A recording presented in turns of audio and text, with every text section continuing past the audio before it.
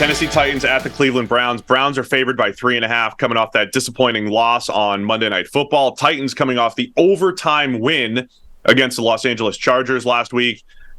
Yeah, I think there's a lot of fun matchups in this game, Sam, and it is a close game. We talked about, Tennessee. We love raving about Tennessee and Mike Vrabel and the coaching situation, the defensive line in Tennessee and what they've been able to do up front with Danico Autry and Jeffrey Simmons. They were rush the passer, fantastic in week 1. They beat up the Chargers offensive line last week as well. There's a lot to like about this matchup. And then the Browns with no Nick Chubb and Deshaun Watson, where, 2 weeks into this thing, it looks like last year's Deshaun Watson. It looks like, nothing has improved so far. And, we were doing panic meter the other day, Sam, for 0-2 teams. I wonder where the panic meter is for Deshaun Watson. The Browns are 1-1 despite Watson. They can't get out of their own way offensively right now because he's just so inconsistent, taking too many negative plays. Yeah, he is. I mean, he's not playing well.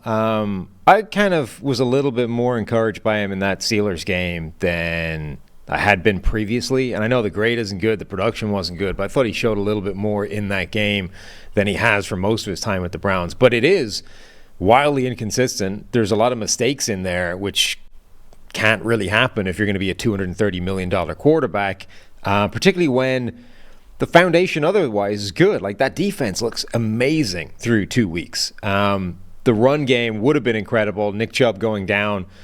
They've signed Kareem Hunt. We've got Ford in there as well. Who knows what exactly that production is going to drop to without Nick Chubb, but the offensive line is really good. The run game should still be functional, and the receivers are there. Like, they might not be an elite group top to bottom relative to some other teams in the NFL, but Amari Cooper, Elijah Moore, Donovan Peoples-Jones is the designated deep threat type of guy. David Njoku, they've got receivers. So at this point, it really is on Deshaun Watson to just start playing better and get back towards the level that we know he can attain. Like, it's not like we don't know that this exists. We know Deshaun Watson is capable of dramatically better play than he's shown for the Browns. He just needs to do it. Yeah, I don't know how much you touched on the numbers. I tweeted them out the other day, the numbers since Watson has joined the Browns. And look, I'm with you too. It's not just, hey, look at the grade. Deshaun Watson's been trash on the field here. There are definitely some positives. I do think he gives Amari Cooper a lot of opportunities to make plays down the field, which is huge. You do see some of those nice connections. But, the more we talk about sack totals and how those are on the quarterback, there's the stat that I tweeted the other day. Deshaun Watson's been sacked more than Patrick Mahomes over the last 2 years. I know those are two levels of extremes, but Watson's been suspended for 12 games in the middle of that. He has a quarter of the dropbacks of Patrick Mahomes. And the Browns have a good offensive line, right? I think Jedrick Wills has struggled at left tackle for a few years now.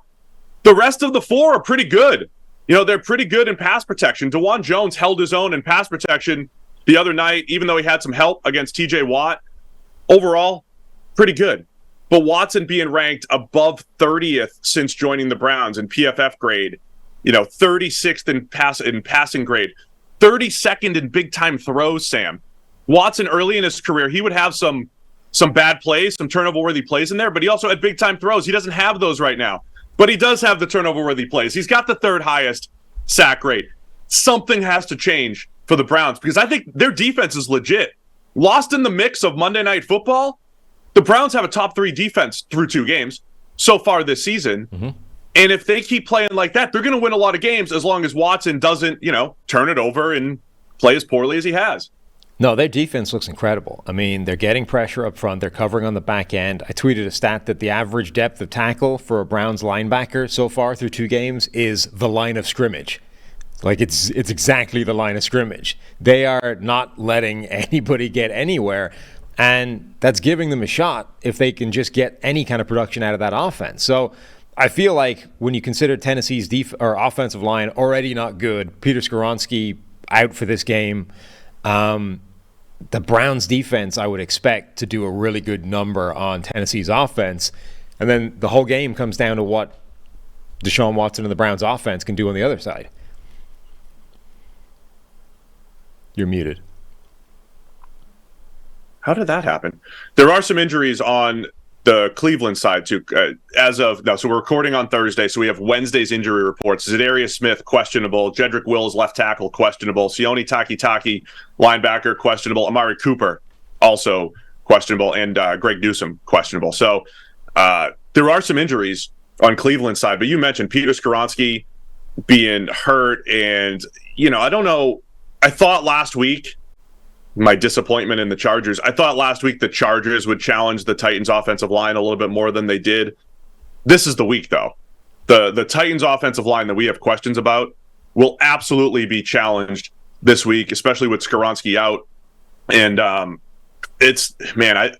think we might be seeing a low-scoring game here because Tennessee, I like what they've been doing defensively. They had a nice game against the Saints in week 1. They were pretty good against the Chargers last week. I think we're looking at a low-scoring game and a bit of the old-school heavyweight fight, Sam. Teams trying to run the ball and Browns trying to figure it out without Nick Chubb. I think it's going to be a fun one, but probably one of those teens or low 20s type of game. Yeah, I certainly think that Cleveland's defense is going to slow down, if not stop, the Titans' offense. And then it's just what can they do on the other side. I feel like they can probably do a bit, so probably a low-scoring struggle, but I like Cleveland to ease away by the end of it. Xavier Newman is the guy getting the start for Peter Skoronski. He has 22 career snaps, undrafted free agent in 2022. So something to keep an eye on as far as the offensive line goes for the Titans. Tale of two Tannehills so far this season. Horrible in week 1, really good in week 2. He'll be a big factor in this one. But again, I think lower scoring, close game. Where are you going with this one? Cleveland by 3.5, even without Nick Chubb. And 12 of those snaps came last week, in which he gave up a hurry and a penalty in 12 snaps. So not a great not a great result in small sample size. I feel like the Browns are going to ease away late in the game and cover 3.5. Okay, I got Tennessee keeping it really tight. They had a 1-point loss in week 1, a 3-point overtime win in week 2. I think we might be destined for a season of really close games for the Tennessee Titans week after week.